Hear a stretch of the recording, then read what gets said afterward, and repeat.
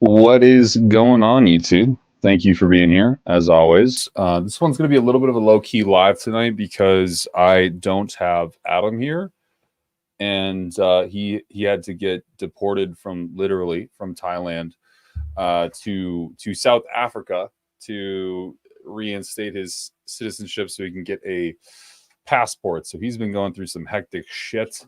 So it's just going to be me, and I'm going to be chilling. So you guys chat. You can ask me everything you want. You kind of knows how this goes by now. My hair is unconditioned. That's for sure. Jesus Christ. Promise I don't walk outside the house like this. Just kidding. I do. You guys can ask me all the questions you want, generally about bodybuilding, when it comes to anything, training, drugs, nutrition, all of it. And we can talk smack about the world and what's going on.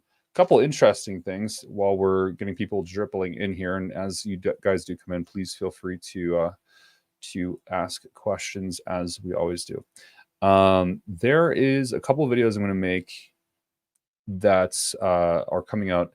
So one is about Dave Bautista. I don't know if you've seen him recently, but I don't even know if many people recognize him from his youth, but he used to be absolutely fucking massive.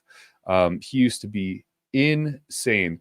Somebody was saying, he even claimed that he was 370 pounds. I don't believe that for the life of me.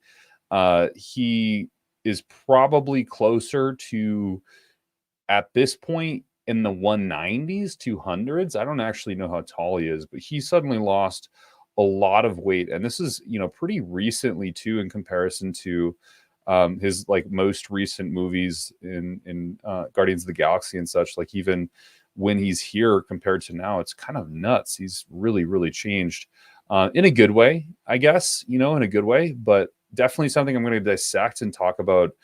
How he was willing to lose a copious amount of weight compared to like someone like The Rock, who's still really trying to fulfill the role of like the big guy. And Dave talked about, do you think it could be medical? Yeah, I think it could be, honestly, because of how dramatically fast he lost the weight. He tried to frame it in a way that he said in a video that he was doing it because it would lock him into a certain type of role where he would have to play the big guy, which I can understand. I just made a video about like your ego driving your decision making, but I personally think there was probably the health. I mean, the dude's old, right? And you can't bullshit a bullshitter and tell me that he was natural back when he was actually competing. Like, this is ridiculous. The dude was obviously on some Sazul. Now he kind of looks like this. So I don't know. It's interesting. I definitely think he's going to be in the videos coming up here soon, just because of his interestingness and how his body composition has changed so much in the past like 6 months, which I just think is crazy. The other thing was, nah, I'm going to leave it. There's some stuff that's too dirty, too filthy for a live that's not scripted and well thought out. So I'm not going to do it. How's everybody doing? Jerry Pick, there appears to be a copium of different. Yeah, it's I figured out that it's not actually a word. Different ways to do myo-reps. What is your favorite? So it's a really tough question. I like doing a lot of different ones. If I'm doing like a compound movement and I don't have a ton of time, I'm going to be doing something like, a lower rep myo set. So something like 20 reps, but those 20 reps are going to be the total. So I'll do like 5. It's basically a cluster set, as everyone was talking about in the group chat. I would basically do 5 reps till failure, and then I would rest and repeat those 5 sets over and over and over again, as many times as I could to get sufficient stimulus for hypertrophy, working up to the 20 reps. So I'm obviously using much more weight than I normally could, but then just reducing the total sets done. I think a lot of people think it's a big deal because he's kind of dressed a bit twinky. The other photo that went viral. Yeah, I think also the suit made him look pretty viral. It kind of sucks, honestly, But even in comparison to, look, I think it's great actually. Like, I'm all for him losing weight. I think it's probably going to be much healthier. But there's a lot of pictures where even his arms just look tiny in comparison to the people he's standing with. I think it's good. Like, it would not be feasible for him to look like he does at his biggest. Fuck, dude, for that long. Apparently, he says he's got a role upcoming soon, which is why he had to cut down. But I still don't think he's even close to 240 pounds. He says this is the lightest he's been since he was 19 years old. Just very interesting. I mean, I don't know. To each their own. To each their own. I wouldn't want to be that guy, but I guess stars do some pretty crazy shit. Yeah, my reps are a bit. I realize. So when I program, I basically try to make terms like I have an idea of what I want people to do, and then I try to make terms to define what those things are. And Myo-reps has been kind of the one thing that stuck for me when I'm building a program. I'll say Myo-reps, but that can mean a million different things. So it's just really doing a cluster set to a maximum amount of repetitions. Sometimes it's a very heavy set, sometimes it's a very lightweight sets, and sometimes it's very, very, very high repetitions. Sometimes there's no limit to the repetitions. Other times there is limit to the repetitions. So everyone's talking about it in the group chat. Just ask me personally if you don't know, because probably for what I did for other people's programs, it's hectically different. I think he does look like he is. I don't think he has cancer, but he looks like his face is sunken in like it is. John Thomas asks, looking to run NPP for an off-season cycle along with test GH and Primo, planning on 18 weeks before I bring it down to prep.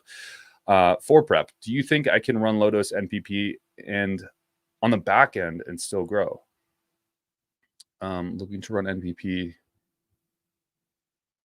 on the back end. Yeah, I think you could. I'm assuming you're talking about like after the 18-week period, if you could still grow if you kept NPP in is how I'm interpreting this. I think you could. And there's, look, I have one thing I always talk about when I talk about 19-or testosterones is that I don't believe they're super efficacious in terms of long-term potentiation of health. I get a little bit worried about the neurological side effects from using a progesterogenic drug long-term. So if I had my way, it wouldn't be using a 19-or testosterone for a additive to your cruise or bridging period, but for about 6 to 8 weeks of the off-season push. Okay, yeah. So if that's the case, then like I wouldn't keep it in the cruising period because it would be like neurocognitively, it wouldn't be great. It would be pretty deleterious. But in that sense, then yes, I love NPP for like short growth phases. I think it's amazing for like post-show rebounds specifically. Like I really love it in that environment where you are very, very dry, you're very lean still, and the rebound is just exponentially better with the NPP as it sort of volumizes the physique and really does max out like performance gains within the gym in that state of being, hyper depleted to then being fully saturated. So I love it in this short term. And yeah, I do think it would absolutely end you up with more mass. I mean, more milligrams is going to lead to more overall growth at the end of the day, as much as that's shitty to say, it's true. So any androgen stacked on top of this cycle will exponentially increase the results given, depending on one's individual health, of course. Colton, are there any compounds that can be neuroprotective, thinking for individuals that are competing in things? Yeah, it's a great question. Things like MMA, I'm worried about head trauma. There's a lot of great compounds. The problem is not necessarily when there is serious trauma, your brain develops big lesions, bruises, and bumps, and that's hard to fix, right? Like that's nearly impossible. But there's great compounds that will sort of mediate the downsides of having traumatic brain injuries. So something I've been experimenting with and really enjoying is methylene blue. I actually have like a funny ass video of me, like I'm going to make a Instagram reel off this, but I love it. I think it's very effective, and the research is almost too good to be true in a sense. But like, here's me dripping it in the cup. It literally looks like chemicals, and it tastes absolutely fucking foul. But it does really work for cognitive enhancement, and it does show that it can inspire mitochondrial development in the neural regions, frontal cortex specifically. So that's something I really think could be effective. One of my favorite compounds, which is a little bit haram if you're, of an Islamic background, but it is cerebrolysin. One of my favorite fucking compounds in the world. It is injectable, but it's basically pig derived neurotrophic factor, like brain derived growth factors, and you can inject it, and you will experience some development of neuronal tissue. It's not really well researched, but there is research on it, and there is human research on it. It is something that I have found to be so beneficial for people who have like short-term memory issues. They forget where their keys are like all the fucking time. It's something I've found beneficial for people who really struggle with the depletion of one's CNS after a training session. I love it. I think it's a great compound. Other than that, the best remedy is truly like good sleep.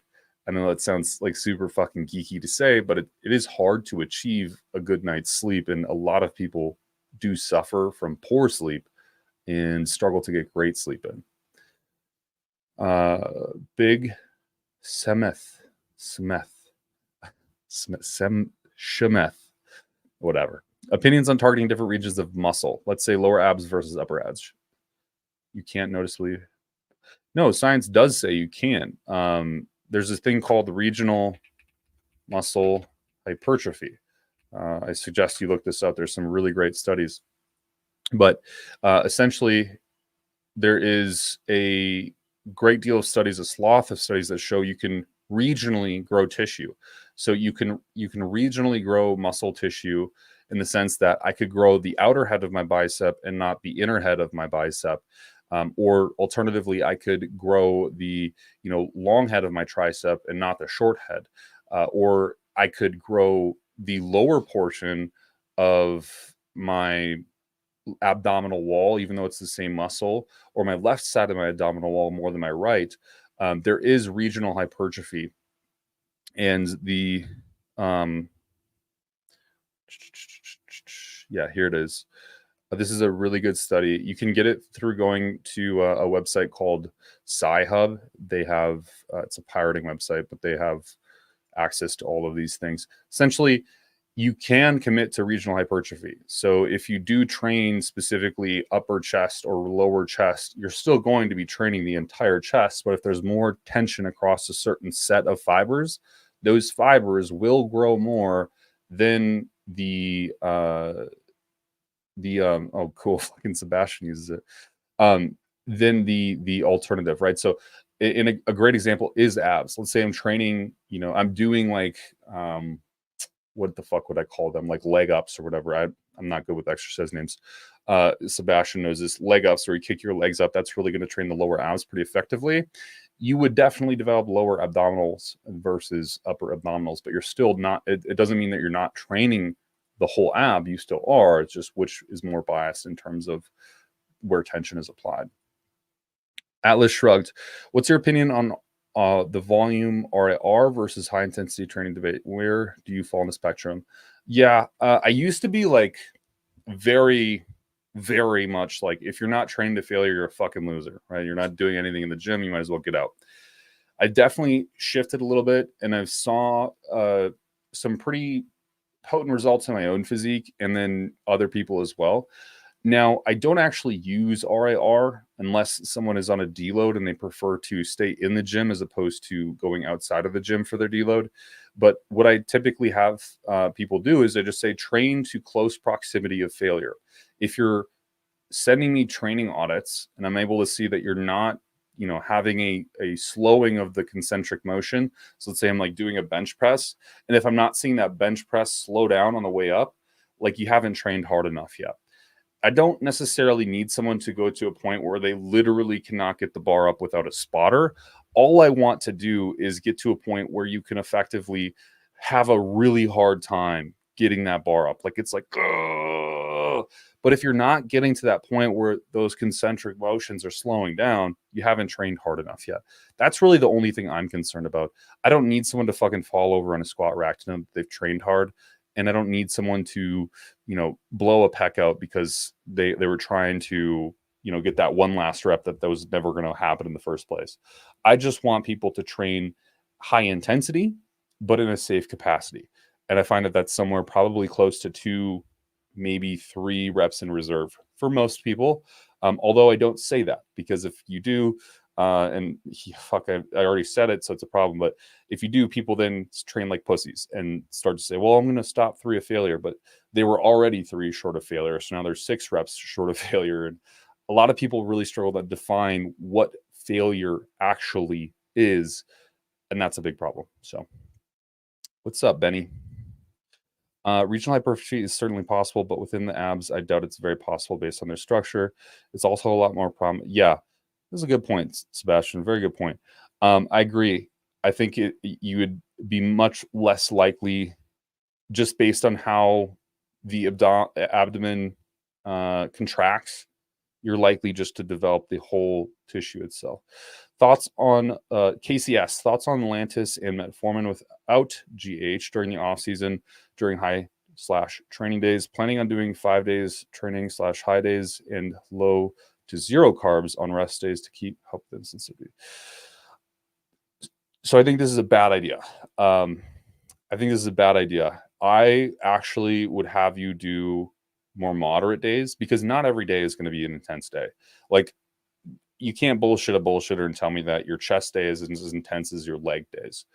You can't tell me that you're depleting as much glycogen training arms as you do training back. So I don't think every day needs to be a high day. I also don't think every low day should be a 0 carb day. That's just no. You got it all wrong. You want to facilitate recovery on the rest days. You still need enough calories to do that. And in order to do that, you can't be in a hypocaloric diet through the fucking ground. Even if you replace those calories with fats, it's still a less than adequate nutrient for partitioning in terms of recovery, in terms of muscle development. I would rather someone say do 2 high days per week, 3 medium days with lower carbohydrates to moderate carbohydrates, and then maybe 2 low days where carbohydrates are low, but they're not no. We don't want to go into a keto diet on rest days. I would prefer to see you having 100, 200 grams of carbs for most people. This is a very general statement. On a rest day, enough to sort of fulfill your meals and have enough circulating so that you can effectively elevate insulin a little bit and therefore, perform a little bit of tissue recovery. And then on your training days that aren't so intense, have enough carbohydrates to support the training bout and then to recovery after the training bout. And then on those high days, effectively have those days be on days where you are training balls to the walls, you are depleting a lot of glycogen, and the need is then present. But if it's not so present, I don't know. Oh, shit. That fucking sucks. Dude, I've been drinking the shit. It sucks. It fucking tastes horrible. And my teeth get blue. I don't know if that's going to stay, It stains the fucking counter. If it gets anywhere. Stains everywhere. Like this shit. It looks like I fucking murdered a Smurf with a dull knife when I spill that shit. It's a fucking nightmare. It's a nightmare. My mistake, I guess. Yeah, it's not a mistake. I mean, it's not. No one really talks about it. I guess it's kind of an interesting debate. No one really talks about regional hypertrophy. I don't even think it's really that important, to be honest. Like, it's really pulling apart the weeds. I personally believe if you train a specific muscle in a specific way, it's going to develop a slight bit differently than other people's muscles if they were to train in a certain, like, this is really hard to explain because there's not really a practical thing here, but some people have, like, the best way to explain this is lat development. Some people have the ability to really contract their lower lats through doing something like a high lat row, which is one of the best movements you can do for lower lats. And they can really isolate that movement. They can really feel when they're training their lower lats. Other people can't feel that and probably have never even done a movement like that. And you'll see this in their physique. They'll have really high lat like growth. They're not their insertion points, because physiologically it's impossible to have a different insertion point of the lat. Like, you have to, the lat supports your entire spine. Like, it has to be tucked in your spine in that lower lumbar.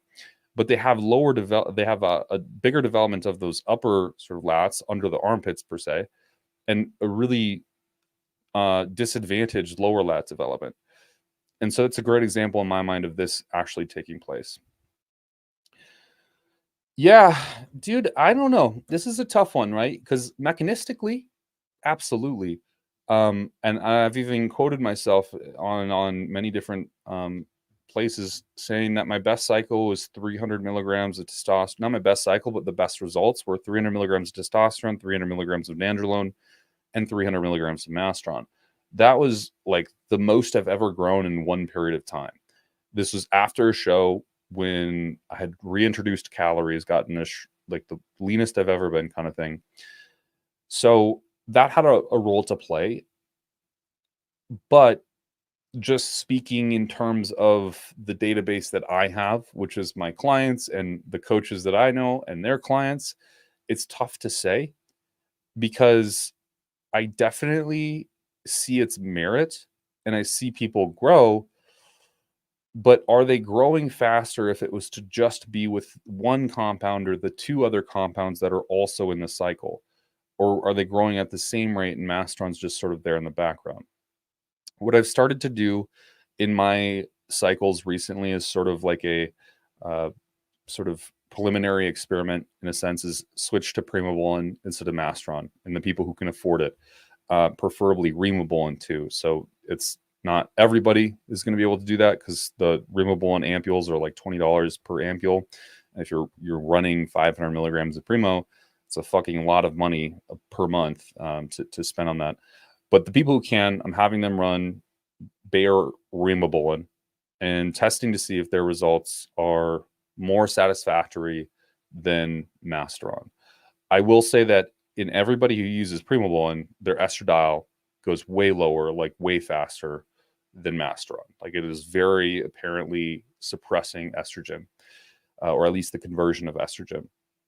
Where Mastron doesn't seem to suppress estrogen in the capacity that Primobolan does. It might actually lower it a little bit. But what I've actually found is that Mastron just sort of makes the estrogenic effects inert while you're on it. And it's not necessarily lowering serum estradiol like Primobolan is, but it's at least, again, making the effects rather inert. Casey, how about doing what Vigorous Steve said in a vid to use low less? Yeah. No, I mean, so sorry, I didn't really finish the question when I was talking about it. Yeah, this is great, man. This is no, so I think Lantus is great. There's a lot of good research to support that it really does elevate IGF-1 levels pretty potently. Now, we don't see what that means in a cellular intracellular capacity, but we see in serum at least that IGF-1 increases, which is good. I really do like it because, in a sense, it does protect your beta cells, right? It does protect your pancreatic beta cells, and it keeps them from having to overproduce insulin, which saves your pancreas for later in life. Also a big plus. You also get nitric oxide production from using Lantus, which is another really cool feature. Even at a physiological dose, it seems that exogenous Lantus, or exogenous insulin in and of itself, causes nitrogen oxide to be produced. So there's a couple benefits. I say, as a compound in and of itself, insulin is highly performance enhancing and very beneficial if you know what you're doing with it. The problem is not many people know what they're doing with it. They use it to feel it. You know what I mean? Like, they use it to like, am I going hypo? And that's their like measuring stick to see if it's effective or not, right? But the reality is the measuring stick, there isn't one. It's sort of like the best result you can get from insulin is never having known you were on insulin in the first place. So I really do like to implement it in most people's programs who are eating a copious amount of calories. And for them, there's a good use for it. But again, I wouldn't be doing this with someone who's maybe eating less than 200 grams or 150 grams of carbohydrates per day. I'm doing this with people who are eating well over 100 grams of carbs per meal, talking about like 600 to 800 grams of carbs per day. So my preference. How does Primobolan affect females? It's a great question. So Primobolan was actually produced for females. That's initially what it was made for the androgen sensitive. And there was a great study and I don't know if I'll be able to find it, to be honest. There's a great study where they had, I think it was 40 females. On females with cancer that were terminally ill with cancer. I don't know if I'll be able to find it. I'm sorry. Oh, no, here it is. It was in 1975. Get this. So they're terminally ill with cancer. So these bitches are dying, right? There's nothing they can fucking do. These bitches are dying. Oh, I just realized my camera went off. Sorry, guys. Hi. I don't know why my other camera's off. These bitches are dying, right? They're not living very long. And that's not so great, right? So what's going on? This shit's going whack. So let me explain this. Let me start from the top because that shit fucked me up. So these women are dying. They have terminal cancer, breast cancer, and they're basically this is 1975. So they didn't really have any morals back then. And they were going to use Primobolan to see if it would help the cancer. What they did was they put these females on for 3 months, 400 milligrams to 1,200 milligrams a week of Primobolan. Now, to give context here, a male is going to use Primobolan at doses of 100 to 1,000 plus milligrams. A female in a actual clinical setting would use something like 10 milligrams per week. So they were putting these females on a ton of fucking drugs, 400 to 1,200 milligrams in females for 3 months. They basically tested their soft tissue, their liver, brain, everything, right? To see the therapeutic effect of Primobolan in comparison to testosterone and to test its viralizations, so like causing male secondary characteristics in females. So like the production of hair, deepening voice, those kind of things. They wanted to see if Primobolan was more effective. What they found was that the liver and the brain were unaffected, kidneys were unaffected, that the Primobolan at those doses for 3 months did not have any viralizing side effects compared to testosterone at a much lower dose for 3 months.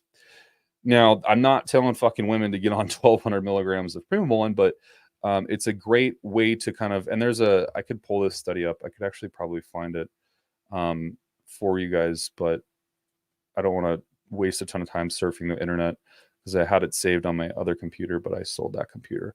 But basically, here is the study. You can find it. You can go to Sci-Hub and download it. Very easy to find. And again, basically, they put these women on 400 to 1,200 milligrams of testosterone per week, Primobolan per week for 3 months. And they didn't find anything wrong. This isn't the full. This is like a very small abstract, but they didn't find anything wrong with their livers. They also tested kidney. They also tested soft tissue, so like lean mass, and then compared it to testosterone, and then found that it was less virilizing. So, anecdotally speaking, from data that was collected many years ago, it was holy fuck.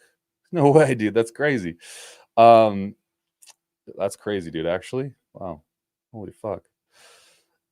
Basically, it doesn't affect females horribly, and that's why it's kind of one of the go-tos in terms of if females are really going to take it to the next level to use Primobolan. Now, when I'm talking using Primobolan, I'm saying doses of like 6 to 15 milligrams per week. Most females, when they're using Anavar, are using 10 milligrams per day, which is 70 milligrams per week, which is more than the dose required to convert a female into a male in transgender hormone therapy. So my tactics are a bit different than what the general consensus is as far as tactics go. There's also a reason that Primobolan is still FDA approved and produced by manufacturing companies because it's really safe and relatively effective. I hope that helps. Do you see any difference in fat loss when implementing higher intensity cardio? Yeah, I do, such as Stairmaster incline treadmill versus step count.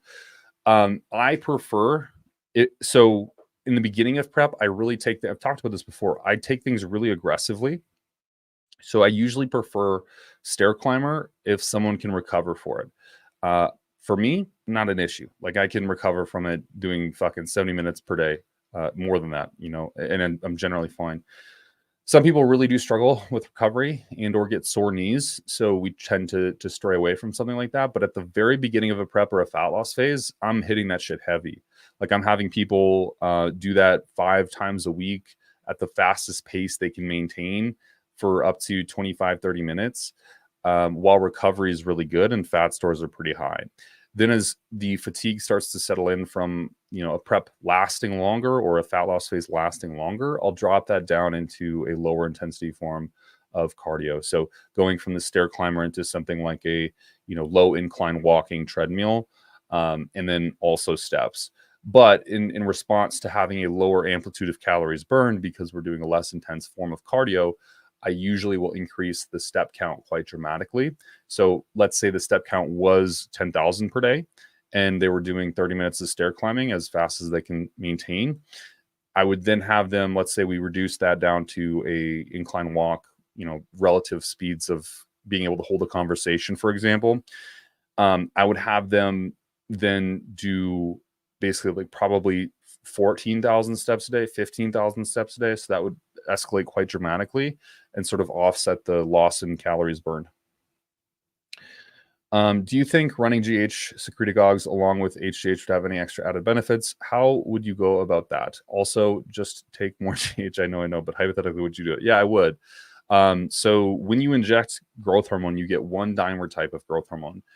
When you endogenously produce growth hormone, you get 5 different dimer types of growth hormones. And some of those have various different effects in cognitive tissues and other things. So the way I would do it is because there's a benefit to have those other dimer types. But the way I would do it is I would have basically 5 days on and 2 days off, but not like the standard approach where it's like Monday through Friday on, 2 days off on the weekend. I would do basically every training day, you're going to be taking growth hormone.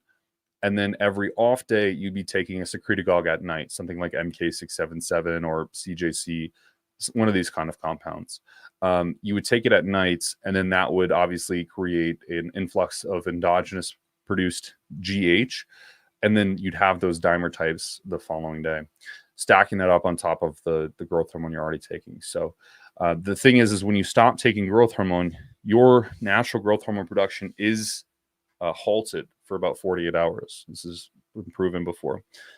So when you take a secretagogue, the idea is that doesn't happen. So if you were to follow this program without a secretagogue, just understand that you would be limiting yourself massively because you wouldn't be producing motherfucking growth hormone. Sally, my mom was in that state. That's fucking wild, bro. That's crazy.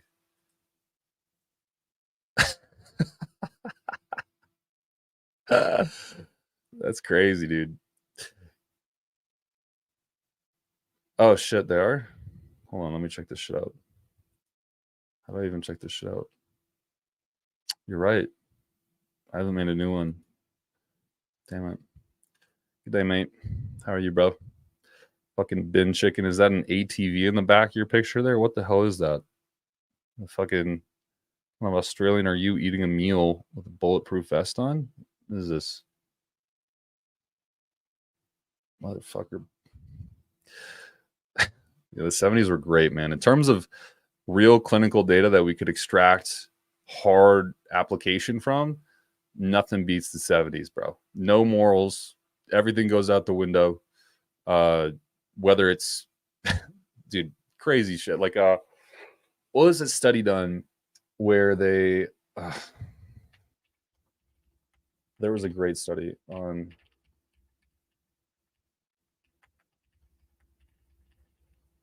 hold on. Fuck, I'm not going to be able to find it. But they did like this massive, I think it was called the Harlem study. I could be wrong.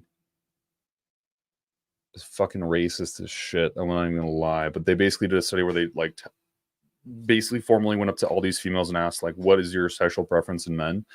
And like, yeah, I'm not even gonna get into it. Just crazy shit back in the day, like super applicable, where data now is like very obscure and maybe like not so applicable. I don't know.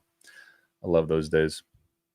Derek, do you think you can build a pro card physique with a relatively compact? Oh, fuck yeah. If so, what equipment would you deem necessary for the best results? Look, dude, man, I'm pulling up a fucking ass load of pictures today. Maybe it's because I'm alone. I competed in, oh man, when was it? It was like 2021 or 2020. I can't exactly remember. I competed naturally in 2019, and I think I did my next show in the NPC, and it was 2020 or 2021, or just like the very beginning of 2021. I can't exactly remember, but during that time, that was when COVID had happened, and the gym shut down in Minnesota, and I was still in the military, and in our like armory that we had, they had a barbell, plates, and two dumbbells, and the dumbbells were 55 pounds. So I literally did that whole prep with barbells, and just fucking doing a whole mixture of movements and dumbbells. And I felt like I actually grew during that prep. I felt really good because, to be honest, when I just had the basics to focus on, I was more concerned about, am I lifting more weight the next time I go to the gym? Because I didn't have anything else to do. Like the only form of progression wasn't really a matter of, let me try this movement, let me try that movement. It was like literally, I just have to lift more weight, and that's what the fuck I'm gonna do. And oh, man, I just had a picture of this shit the other day. I won't be able to find it, guys. Sorry, but basically, yeah, I think you can. I think you can. I would say universally, a barbell and plates critical for a lot of different things. Like you can do so many movements, back movements, pushing movements, arm movements, biceps, shoulders, everything with a barbell and plates. Like you could train every muscle with the barbell and plates. So that's number one. I think that's probably the most critical thing to have. Then if you wanted a little bit of extra, like you get some of the, I don't know what it's called. It's like the cable machine, the angled cable machine. I don't know what the fuck it's called. You guys know what I'm talking about though. It's like the functional trainer, one of these dickweeds. This would be basically all you need. I mean, if I had a gym, this is what I would want personally, is literally just this. Like this plus a barbell. Perfect, dude. That's all I need. Like truly, that's all I need. And I think you could get most of the training you need to in with this. Now, if you were going in, okay, I should revise what I'm saying. The only other thing that I would like to see is some, at least a leg extension. Leg curls you can do with dumbbells, and I actually prefer to do them that way myself. I feel it better, and I actually can contract my like cerebral palsy leg a bit better using dumbbells. But the leg extension's almost a must. Outside of that, everything else pretty much you can do with this. Like there's so many things you can do with the barbell. You can get really creative and just make shit up. Like you can make a hack squat up with a barbell, for Christ's sakes, by like rolling it up against a wall. And yeah, there's a lot of ways to do things. I would say if you had those two things, you'd be wildly successful personally, from personal experience and just from, what I've had to go through. Jake, in one of your videos, you mentioned that insulin was the reason you blew up. How effective truly is insulin for mass? What are the doses you're running? It's very effective. It's very effective. The problem is that people need to be very lean to see the adequate benefits from insulin. And oftentimes that's not the case. And people just use it because they feel like they need it. And when they need it, they feel, or when they feel like they need it, they're already obese or fat. So I do feel like it's very effective, but I also feel like you have to be considerate of the conditions that you're in. And every drug we use in bodybuilding is conditional. And I don't think a lot of people can conceptualize what that means, but every drug in bodybuilding is conditional, meaning it has a time and place for its use. And if used outside of that time and place, it becomes much less effective on an like tenfold degree. It's not very effective to use. So I would say that the standardized dose that I would approach things with is anywhere from 3 to 10 IUs of Humalog pre and post workout. That's like the nut and butter. And then you want the motherfucking Lantus in if you're really consuming high degrees of carbohydrates. Outside of that, I don't think it's necessary. Again, you have to, it's very conditional. And I say this like so importantly, guys. And I know a lot of people aren't going to listen to this, but seriously, it's very conditional. And if you use it in the right condition, it will work very well. If you use it in the wrong condition, you're going to be like, what the fuck is this shit? It's not going to do anything. And you'll see it. You'll feel it. You'll notice it. What do you think the main difference in terms of compound usage between open bodybuilders and men physiques? Is GH and insulin the use the main difference? No, nothing's different. I'm very fortunate, and I don't even know how I have as much connections as I do, but I just do, and I'm super thankful for it. Like I'm genuinely shocked sometimes with the people I get to talk to and how far I've came in terms of connections. But they use the same shit, literally the same doses, same insulin, same growth hormone, same everything. The only big difference is that in the off seasons for open bodybuilders, they are going to tend to push doses higher in the androgens and eat a lot more food, like a lot more food, more frequent meals, more calories, more carbohydrates. Whereas a men's physique guy is going to stay relatively tame in an off season. Like they're not going to go up to 6, 7, 8,000 calories, but a men's physique guy might go up to, a normal day of eating for a pretty normal person, like 35,000, 3,500 calories to 4,000 calories. I think that's the main difference. I don't think there's a huge contextual difference between what they're doing. They run the same gear, essentially. I have seen men physique. I know professional, like IFBB Pro men's physique guys that run more gear than open bodybuilders I know. So it's definitely not different. I think the difference is just in the food that they run or that they eat. Do you think we're at the point of no return in terms of gear being extremely publicized? Like, do you think it'll ever go back to being? Man, I really hope not. Like, obviously, the way it's publicized isn't great. It's not good at all for most of the young people exposed to it.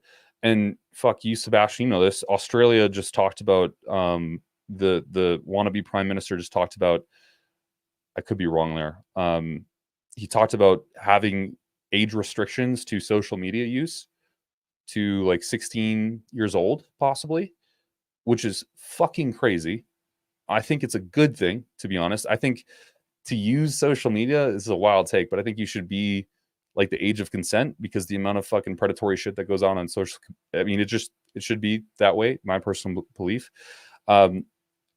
So as long as we're constructive in that sense, where we're like protecting the youth from uncensored continuous feeds of this garbage swamp ass fucking social media shit, I think it's good. I think more publicized viewing of this is good, because then it just becomes foundationally a part of the sport.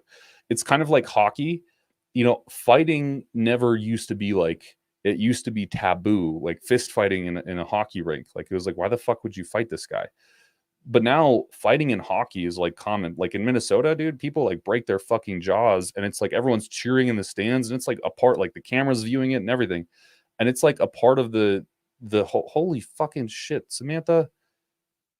God damn it. God damn it. Fuck. Oh my God. Anyways, thank you so much, Samantha. I appreciate it. I appreciate you. Thank you, Samantha. That was awesome. I basically think that is a good thing it's publicized. I just, in a perfect world, if we wanted to do things right, it would be to protect the youth from unlimited access to social media and streaming services. I think it won't ever be taboo again, but it'll always be looked down upon because of the degenerates that promote it right now, basically, if that makes sense. So, yeah, Jesus Christ, I feel like I need to twerk on camera or something for this much fucking dough. You don't have to do this, Samantha, for Christ's sakes. Oh my gosh, getting all flustered. Yeah, he did. He did. There's a lot to say about that. Cross trainer, yeah, basically just Bowflex. Bowflex is okay. Would it be worth doing GH for mass at only 3 IUs a day? Yeah, it would. It's better than 2 IUs. It's better than 1 IU. It's better than no IUs. So yeah, it would. It would be great. I think if you're exceeding, I think using 2 IUs is a bit of a waste of money, just because that's more of a replacement dose than anything. Like you'd see that being prescribed to older people at clinics who are looking for anti-aging. Like that is just sort of a replacement dose physiologically of what a human would be producing in their 20s.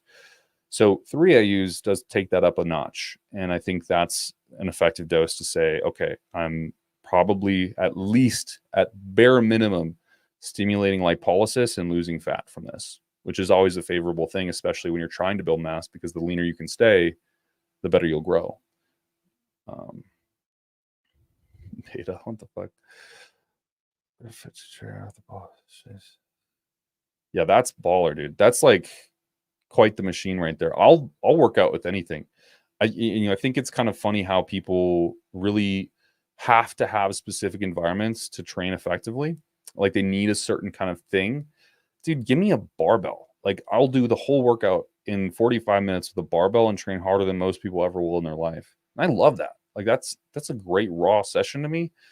I think it's just fine. I think people get too hyperbolic with like saying I need this and I need that and I need this, and they get so caught up in like the stupid shit of bodybuilding and not the fun shit of bodybuilding, right? And the fun shit is just like training your balls off, sweating in the gym, and like laughing it up with some friends because you can lift more with them or you can lift less or whatever the thing might be. I think that's gold. And I really enjoy that part of lifting weights. And that's why I got into it. But it really turns into a sour relationship with it when you start to idealize this perfect routine and you have to stick to it. There's nothing else you can do. You have to do this perfect routine. But you don't need that. I think honestly, when I made the most progress in bodybuilding is when I stopped taking it so seriously. Full stop. So have you tried kratom? I have. I'm actually not a big fan of it. It does have some, for one, it can suppress natural testosterone production. It does that actually quite potently. So you have to be very careful of that. You don't want to be down regulating that testosterone production if you're not exogenously introducing testosterone into your system. 2, it can become a dependency drug where you do develop dependencies on it. 3, the sourcing of it can be unethical. Not that that's that important to any of you, but also on top of this, the different strains of kratom can react wildly different in some people. So I've had certain strains where it was very, it was an upper, right? Like my heart rate went up, sort of like Adderall almost. I've had other strains where it's like, it just gives me anxiety and like I almost go into a depression and it's kind of just weird. And it's not like I knew there would be a massive difference, as fucking kratom is kratom, but there is a big, big difference between the two. So yeah, I think that it's good intermittently, right? If you need something done, you're in school or you have a big work project, You have like one night to grind it out, pop a few grams of kratom, you're good to go. I wouldn't use it daily, or I would even come close to using it daily. Like, right, I'm talking about not even maybe weekly. I'm talking about a couple times a month, if that, when you need that work kind of called upon. But beyond that, I really wouldn't start to implement those things. So I've seen explosion of kids. Yeah, I know, dude. It's crazy. Now I've talked about it. I've talked about, like, there's this 15-year-old who uses gear on Tony Huge's channel. I talked about that and how fucked that is. There's like a 14-year-old that I saw. It's crazy. It's all being inspired by like the Toji type personality, where you get this success bias of people taking gear, and then that leads them to being like very well off and successful in bodybuilding. And at the end of the day, it's just like, those are so few. Like, people don't realize, like, there's not a lot of people who take steroids and are better off for it. Like, there's a lot of people that I've helped, that other coaches have helped, who've taken steroids, never got any benefit, genuinely, like never grew any substantial amount of muscle, but they lost their hair, they got tons of acne, they got wild anger issues, they developed anxiety, and nothing out of it, right? But you see the success bias so much on social media. So it's like, you see Larry Wheels and you see how much, money he's making, living in Dubai, all these things. You see me, right? You see other people, and it's like, man, this shit seems pretty good. But it's not. There's a lot of fucking downsides, especially if you do things wrong. And it sucks. It really does suck. If I take, yeah, of course you will, man. For sure. That shit will get anybody jacked besides, these people. But dude, 13-year-olds are using Snapchat as a drug dealing platform. Jesus Christ. Wow, dude. Australia is wild, bro. That's great. That's great. I mean, I think there should be restrictions. Like, I really do. I think there should be restrictions. At least, I personally believe that I think it should be the age of consent in whatever country you're in. I just think there's just too much shit on the internet now. It's like, you can't escape it. I took my first cycle and I'm 28, felt really good, and can understand why people get addicted to it. Yeah. Well, it's like, you feel like Superman, and then it's like, you just, like, Superman wouldn't just say, give me that fucking kryptonite, baby. Like, I want that fucking kryptonite and, soft dick. No. So when you start to become Superman, and then it's like, oh, now I have to be a normal person again? Dude, that sucks. That fucking sucks. I know people don't fucking like it.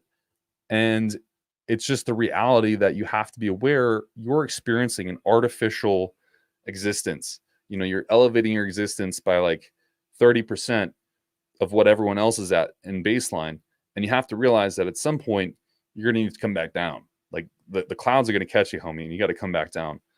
People want to try to run away from that, and they end up dying with, like, Gollum we just talked about. Yeah, that's crazy. Thank you, Samantha. I want to take roids. But wait, I want to take roids. Can't but I already have acne. Will it get worse? Yes, it will get worse. Acne will always get worse on androgens. You're better off to treat your acne and completely remedy it before getting on any form of anabolic steroid. It's just going to make it so much worse. And the problem is that you develop scarring so fast, right? Especially if you're not taking care of your skin, which I don't know many guys who take care of their skin and have like skin protocols. And like, motherfucker, I get Botox. I put serums on my face. I put moisturizer, sunscreen. I do all that good shit, right? Because I realize, like, I'm not going to stay young forever. I don't know many people who take care of their face. So if you have acne already and you take steroids and you get really, really bad acne, you're going to get scarring. That shit's not going to go away. That's no good. You don't want that. Don't do it.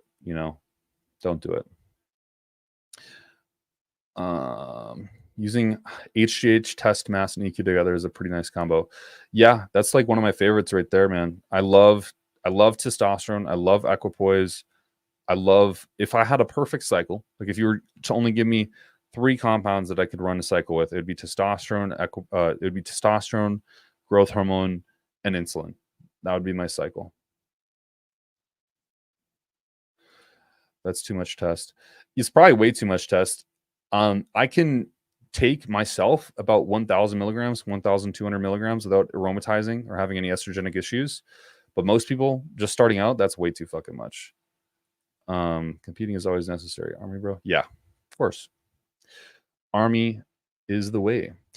Atlas shrugged. Is there any scientific evidence that refeeds such high, affect metabolism in a caloric deficit, or is it just an excuse to eat? No, there is really good research to show that there is a rebounding effect to thyroid hormone.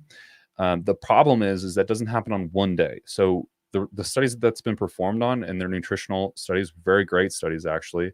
Menno Hensemann has them on his website, so you can go look at that and just type in refeeds. Maybe we can do it together. And he basically pulls apart these studies, but you can also just find them. And basically, what you can see is that they do effectively increase thyroid function and improve the rate at which you convert T4 into T3. But the downside is you have to have a prolonged refeed, where people do the fucking whole one cheat day thing or cheat meal. It's not really going to do a whole lot outside of refill, glycogen stores and maximize, intramuscular triglycerides. That stuff is great, but it doesn't necessarily do much for you. It does restore muscle function in a sense and stuff, and obviously give you pleasure, but it's not going to do much for you in terms of like a technical perspective. Whereas prolonged refeeds, something beyond 2 to 3 days, can increase thyroid function and improve a great deal of willpower, which is super effective, right? So basically what they've seen is that 4 days of refeeds, I found it 4 days. So in a study, which is referenced here, I'll just send you guys the fucking thing in the chat. They basically increased basal metabolic rate by 10% after a 4-day refeed. So it's not like a 2-day or a 1-day refeed, it's a 4-day refeed. So there is definitely an effect, and it will speed up your metabolism, but it's not the thing that people think it is. I didn't know that. That's awesome to know. There you go, man. Kratom fucked my liver. See, I didn't know that. I've not seen any research on that, but there's not much research on kratom to begin with, so this is good to know. What if the only steroid I can get on my hands on it? I don't know. I can find another live to ask this stupid ass question. Who fucking knows, bro? How do you manage clients with extremely fuck, man. It's hard, dude. It's fucking hard. There's not a perfect way of doing this. It's all about just understanding the person. Honestly, it's just communication. It's like, where are your limits? Where is your breaking point? I have one client. She's amazing. Like her willpower is amazing when it's on, but when it's off, she's drinking fucking beer. She's eating pizzas whole. She's, when it's off, it's off. Like that shit is off. It's horrible.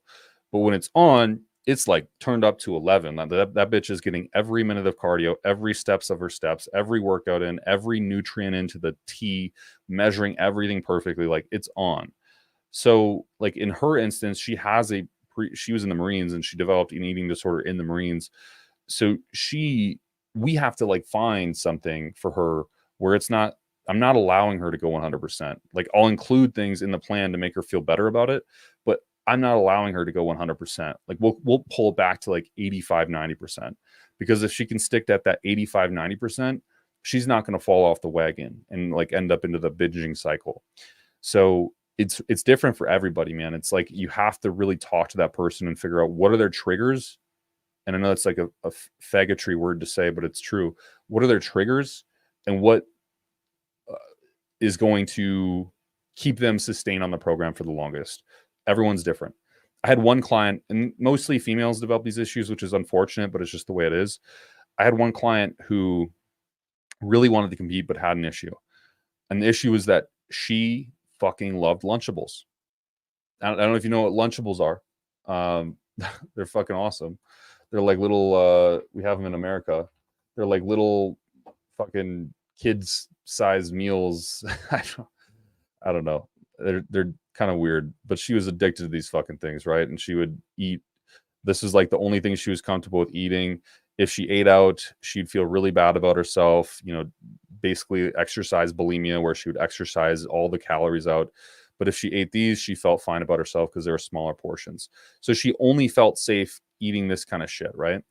So what we did is I would have her have a Lunchable for each meal, but then in the Lunchable, I would have her include like extra chicken or extra whatever. So it's just like and it worked, dude. She prepped and she fucking won her bikini show. So you have to really figure out the person, because it's totally different.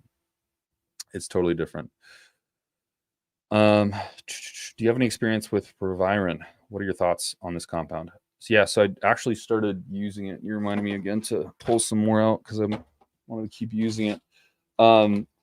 I honestly, I superdosed it for my last show. I didn't see any massive effects. Here we go. Methysterone. I didn't see any effects. Of course I got harder, but I was dieting. Of course I got leaner, but I was dieting. I didn't see anything that was that crazy. I will say, like in an off-season context, like 25 to 50 milligrams a day does really boost your libido up. But I've also noticed, even on Tutasteride, it does get my hair falling out like a motherfucker. And your boy doesn't have much left here, right? Like it looks like I got a full head of hair, but like there's some balding going on here, dude. Like on these fucking, like right here, bro. Look at this shit. There's like no hair left in this bitch, right? So I got to be careful with what I do, right? Like I got diffuse thinning up here. So I'm not all for that. It's what it is, it's great to use occasionally, but I don't think it's that awesome. I don't think it has a place in like a show or a prep or anything like that. I think it's just an expensive use to use more drugs, to be fair. Get sleep, get trained, cure, supporting supplements, crank out the meat. Yeah, fuck yeah, dude. That's the way to go. That's how you get big. What's your opinion experience, if any, with Clen? It's great. I use it all the time. I think it works well with clients.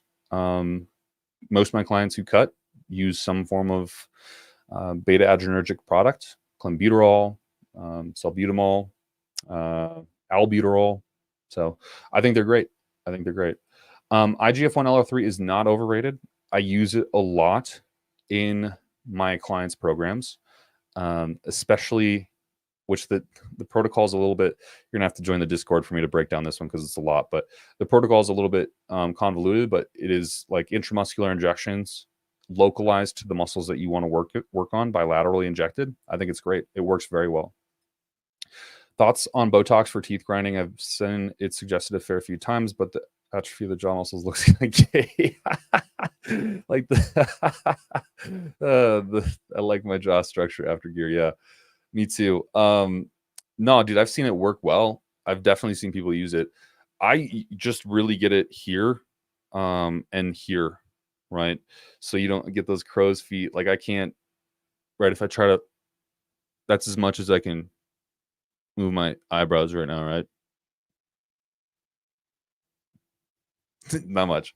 So I think it works great, but I wouldn't do that. Like that is the problem with is atrophy in those muscles, and I wouldn't be a huge fan of it. It would work, and it works for people. It even works for like sleep apnea in some cases with people who have like an overactive jaw at night and they tend to like recede it. It works for that, but I just don't, like you said, I don't think the atrophy would be well worth it because you are unable to use those muscles, like unable to use them. That's the whole point behind it. Get your natty gains first. Yeah. Thanks, bro. Appreciate you. Do what he said. I don't care about yours. No, I was not a ranger. I was a 19 Delta Cavalry Scout for 8 years, man. Retired as a staff sergeant, had my promotion to sergeant first class shortly after that. And I was like, fuck this, dude, I'm getting out. So I got out, honorably discharged via administrative error, basically. So like there was a clerical error when I signed my second contract, and it was they had accidentally put an extra year in of service. So after I signed the contract, they're like, yeah, we're going to promote you to E7. Here's your promotion date. Here's the ceremony, stuff like that. And I was like, man, like my career is going well outside of this. Like people want to hire me. I fucking hate the military. It's breaking my body. So I talked to the adjutant general. No, who the fuck did I talk to?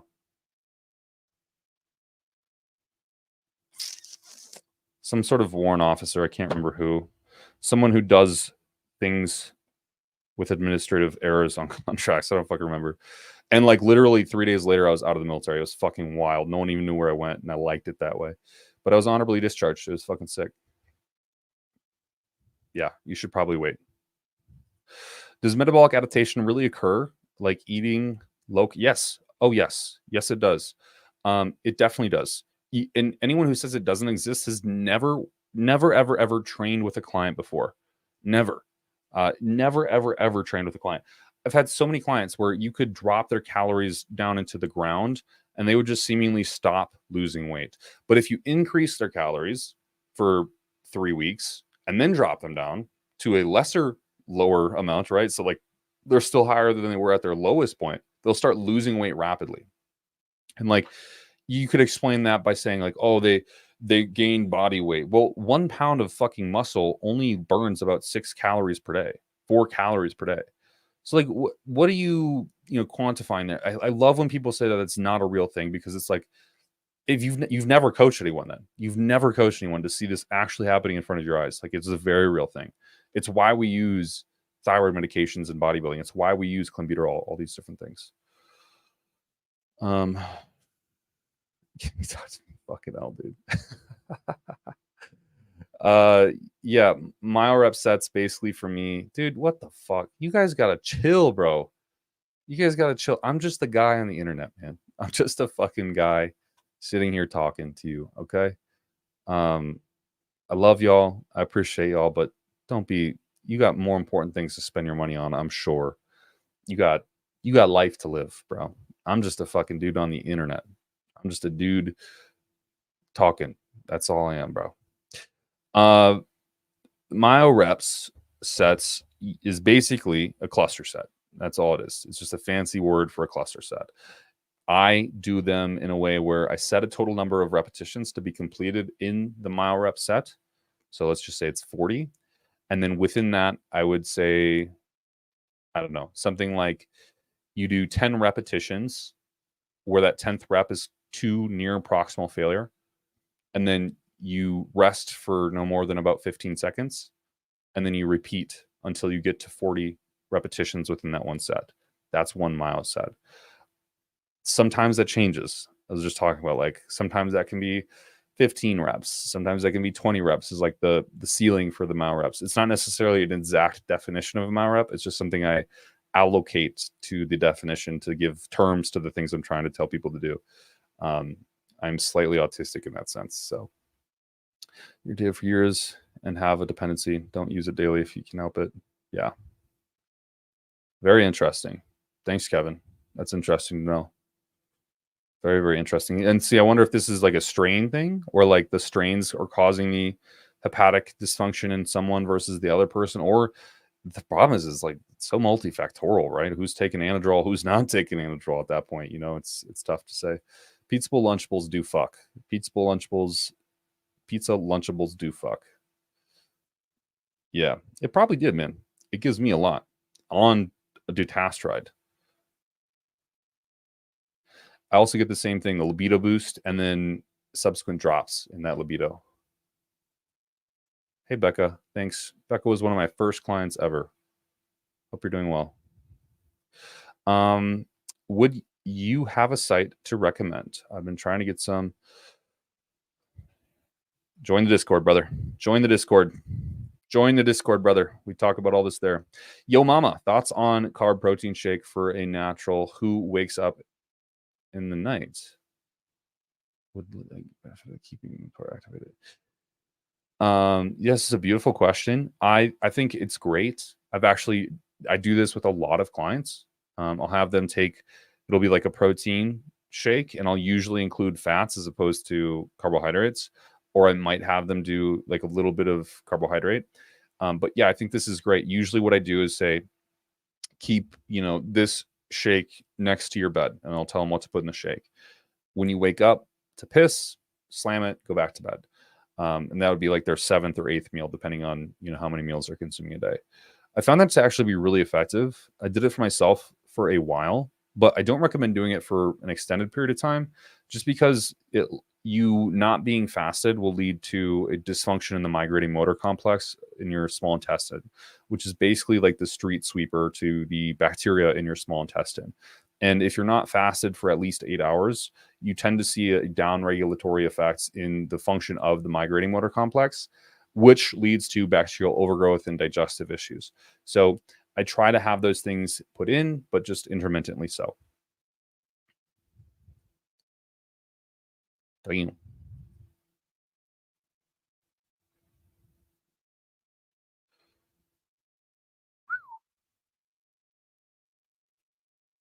Damn. That's crazy. Not here to abuse you, Colton. Just want to hear and listen. Fuck yeah, bro. Ask all the questions. More importantly, grow. CAA, that is. I don't even know what the fuck we're talking about at this point. Great. Considering that metabolic adaptation occurs, would it be more optimal to have less and eat more in order to move less and eat more? Yes. Yes, yes, yes, yes, yes. This is the exact line of thought you should be tracking. Yes. In a perfect world, how you would do a prep, there's two things I would say here. How you do a prep is as long as possible. That way you can keep count, not as long as possible, but a longer prep versus a shorter prep, or a longer fat loss phase versus a shorter fat loss phase.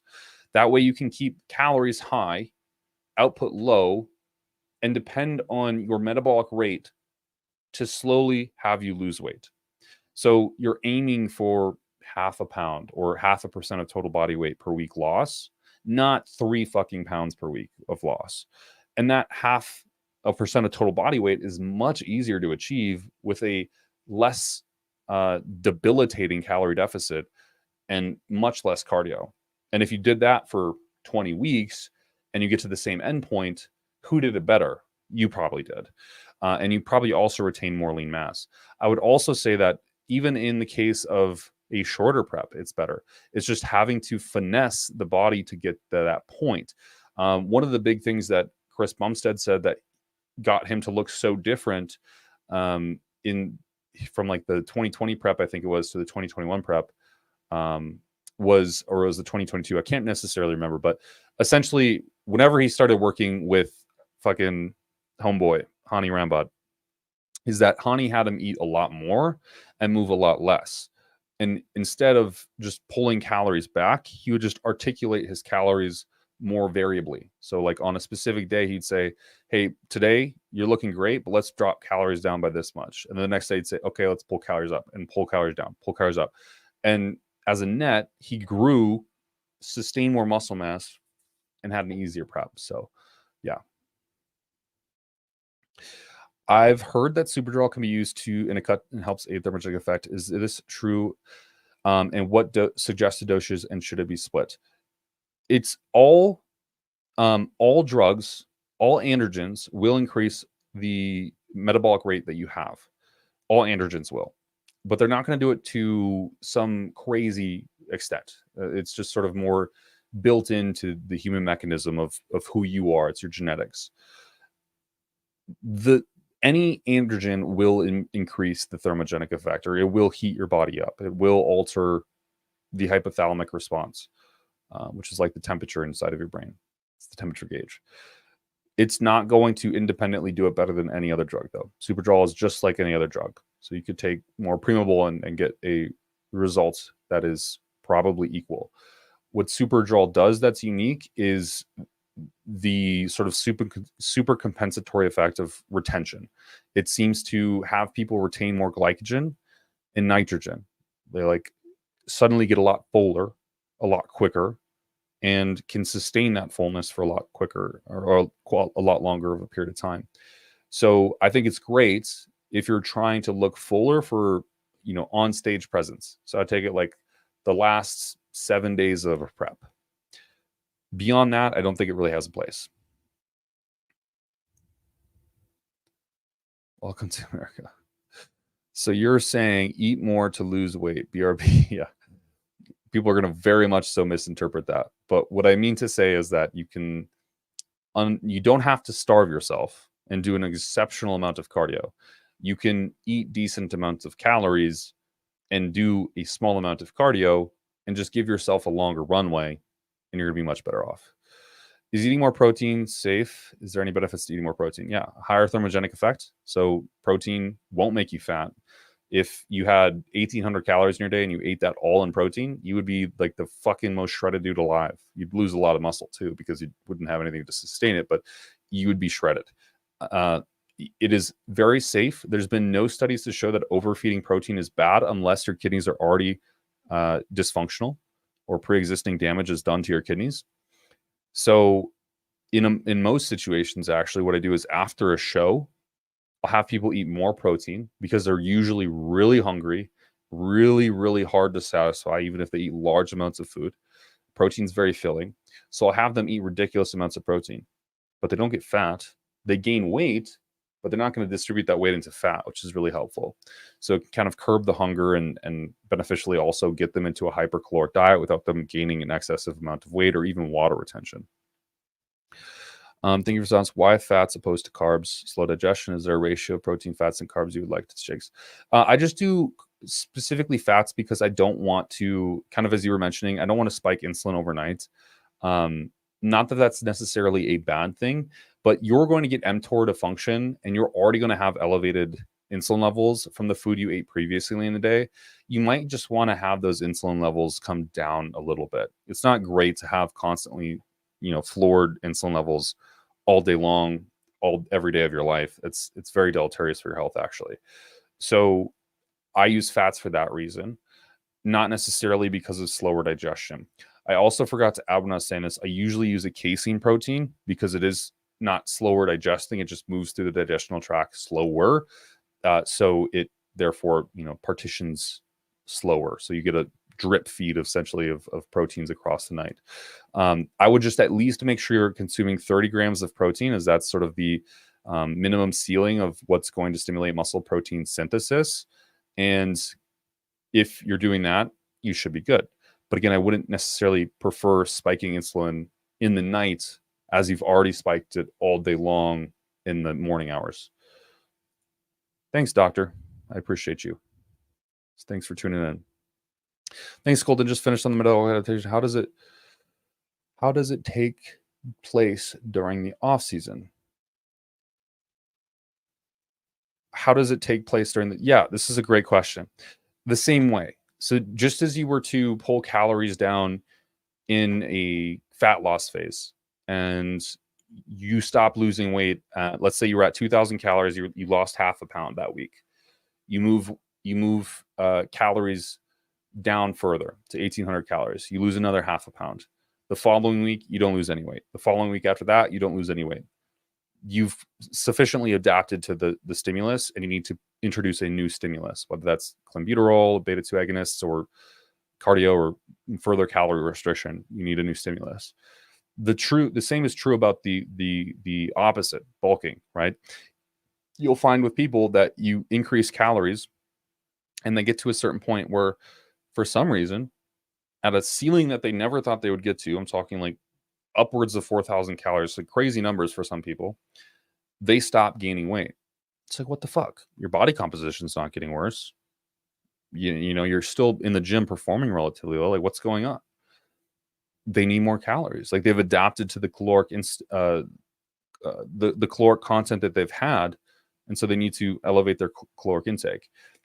This usually takes place. I typically do this in like 1 to 200 calorie increments, and I do it very slowly. So I don't like I'm not going to say in 1 week you're metabolically adapted. We got to increase calories, because someone will get really fat really quick. But if you take your time and allow, okay, if their weight hasn't moved in 3 weeks and we're not seeing any positive progression, they either need more drugs or more food. Usually it's more food. So that's kind of how I look at it. It goes both ways. How do you know when you hit that magic cycle? Meaning you try a couple cycle combinations to work, but that's a fucking great question. That's a fucking really good question. Amazing questions. What are the signs you have seen? Yeah. So this is what I'll explain it to be. It's like, and I hear this from clients all the time when we hit that stride. And I don't think it's just the cycle. I think it's kind of everything fitting together all at once, but the cycle is a big part of it. But it's the kind of feeling where you wake up in the morning and you're pumped. You know, like your chest is pumped, your shoulders feel pumped. You're like, dude, like it feels like I just fucking trained. Like I have a pump. You go to wash the dishes, your forearms are pumped. Like, what the fuck's going on? Like, this is crazy. This is crazy. You go to the gym and you thought you were already pumped, but you get further pumped and your muscles are just so full. And people are like, dude, you look massive. What's changed? I don't know. You know, truly nothing might have changed. It was just the drugs that you were running. You will know very well because you feel like a brick shit house all the time. Like you feel full, you feel pumped, you feel almost swollen, but in a good intracellular sense where your muscles are sort of exploding all of the time.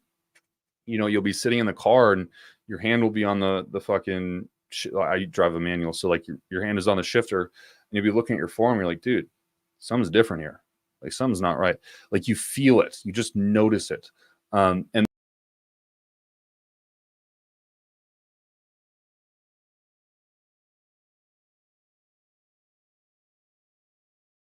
I'm an idiot and I pulled out of my own fucking life. The other thing is that you like don't get fat. You can eat more food and it just seems to go into all the right places and you don't get fat. That's kind of the signs I feel. Any tips on TRT and gear users that have low COMT enzymes activity? Geez, cannot tolerate stimulants. Yeah, that's me, bro. That's me. Very much so me. I fucking dude, like clenbuterol, for example. I can't even do 20 micrograms. Coffee, alpha GPC, which is in a lot of, you know, like nootropic supplements. I can't even do that. Like it gives me way too much anxiety. My heart rate elevates far too much. Basically, I would say that you want to stay away from things like trenbolone and things like nandrolone and things like equipoise. Those all, for me, definitely increase the rate of like panic attacks. I have PTSD too, so that kind of also influences it, to be honest. But the moral of the story is that you probably want to stay from things that are highly cognitively affecting. So 19-or testosterones and equipoise seem to be just doing that. I would also stay away from oral compounds, at least like heavy oral compounds. Like Inovar is fine, but using Superdrol, Anadrol, things like that, probably going to be too much stimulus at one point in time. And then, of course, staying away from stimulants, such as like clenbuterol, albuterol. Any beta-2 agonist is going to be a shit show for you. Beta-1 agonist is going to be a shit show. You can look into beta-3 agonists, but those are a bit more experimental, as I'm trying myself soon in a couple days here. So, yeah. I like Anadrol. It's my favorite thing in the world. Yeah, I would say just go use how I do this is watch my first cycle video, but how I do this is I scale testosterone to as high as a person can tolerate it. So usually the indication there is like estradiol gets too high. And then it's like, okay, we need to pull back and get you into a place where your estrogen's in range. And then from there, stacking a compound on top of that and seeing just by 100 milligrams what that does for you. It's going to take a while, 3 to 4 weeks, to determine like what that compound's doing for you and if it's effective and something you can tolerate well. But I'll say that the most tolerable compounds are going to be testosterone, DHT derivatives like Primobolan or Mastron, and growth hormone and insulin. These are going to be the ones that will basically have null effects to cognitive function, and you'll be able to be performing at normal rates without any sort of added aggression, stimulus, or panic. And what would you say about it affecting digestive checks out? Did it? Yeah. How do you circumvent that when in a bulk? Do you implement this, by the way? I do. That's about the only place I implement it is on a bulk. And how do I circumvent it is so I don't, when I do a bulk or a massing phase, I don't have people eat calories at a higher rate continuously for, 12 or 16 weeks or something. I usually do, a pretty heavy 6 to 8 week period. And then as soon as I see stomach issues start to develop at a rapid rate, digestive issues like acid reflux and things of this nature, or hunger start to just precipitously drop to a point where they don't even want to eat, I will actually decrease their food by just reducing meals. So I'll reduce the meal frequency. So maybe they're eating 5 meals a day. I'm going to break it down to 4. So we give more time for fasting and time between meals. So a greater increase in migrating motor complex, a better elimination period for the food that you are eating, and obviously a huge rest to the GI. I've gone as far as, you have a 300 and almost 60-pound strongman competitor named CJ, huge human being, has to eat 1,500 grams of carbs, sometimes more than that per day, just to sustain weight. He, like in his seasons where he's off, he's not competing, in his like lower volume training phases, we'll go down to like 3 meals a day. And he's happy as hell on that because he doesn't have to fucking force feed, and his gut's so much healthier. He doesn't get like inflammation, which is a really big thing. Like he'll get, I'm forgetting the name of it, but the rashes on the skin, psoriasis, that's it. If he eats too much. And so dropping down meal frequency is fucking the way to go. Way to go. I don't even know what you're talking about, bro. I'll be honest. Recently found your channel. Love the content. Was very surprised you only had 4K subs. Keep it up, man. Thank you. Yeah, I've been doing it for a while. I think I just got really serious as of late, and it's been highly productive as of lately. So I'm not going anywhere anytime soon. I have so many fucking videos to record. Like right now I have like 8 tabs open for videos, each of its own video. So I definitely have a lot in the books to come, and hopefully we can get this thing growing. Seems it would regulate leverage thyroid in a way that would allow us to get leaner. Yeah. There's a lot, man. I can't even speak on that. There's so much. There's so much. When does this Dragon Ball Z had to come out? Fuck, what did I miss? You missed a lot, man. Controversial top, bro. There's a fuck ton. I mean, there's like everything you say is controversial, right? Someone could watch this and be like, this motherfucker doesn't know what the fuck he's talking about. He's a dumbass. He's bullshitting. It's crazy.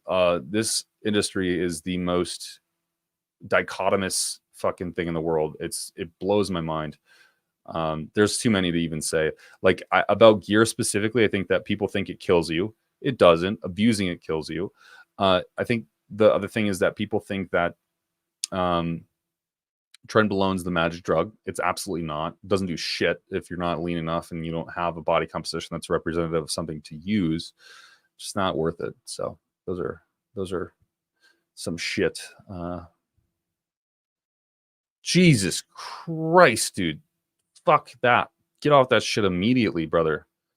Holy fucking shit, man. That's not safe at all. Homie. No, man.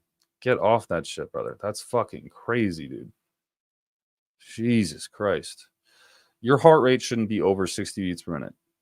Full stop. Benefits and thoughts on methylene blue. I was just talking about it. I take it. I love it. Benefits, mitochondrial biogenesis, which is super fucking awesome. Cognitive function goes up tenfold. It's like drinking a really strong coffee, but a coffee that doesn't put you on edge. In fact, it just makes you more aware of your position in the world and how you're functioning. I love it. The only issue is that it's hard to consume and easy to overdose, and it can cause like mitochondrial insufficiency. So it can sort of like deoxygenate the blood, essentially. So dosing wise, I would stay below 30 milligrams. 30 milligrams is an astronomically high dose. I would stay above 5 milligrams. So what I did to start out was I started at 5 milligrams, assessed how I felt on that. Generally fine. No real perceived effects. Definitely a slight sort of cognitive push, but no real effects. Once I got to 10 milligrams, that's when I started to realize like, oh shit, like I'm notably in a different position than I was mentally. And then, you know, upwards of 15 milligrams, I kind of feel a little bit too stimulated and I don't feel like it's sort of beneficial anymore. So I do love it though. I think it's a great compound. It's just fucking grotesque to consume. Yeah, man, that's scary, dude. You got to be careful. That's scary. Like that will cause heart failure in a very short period of time, man. You got to be very careful about that. 190 all day would, yeah. You're not going to be living long for this world, homie, if you keep that shit up. You got to be very, very careful, honestly. That's crazy, man. Awesome, dude. Have a great day. Why is my camera? I think I'm like doing this so long, my camera's actually overheating. What's up? There's my other camera. All right, maybe this is a good sign to fucking get off this thing, eh? I appreciate you guys for being on.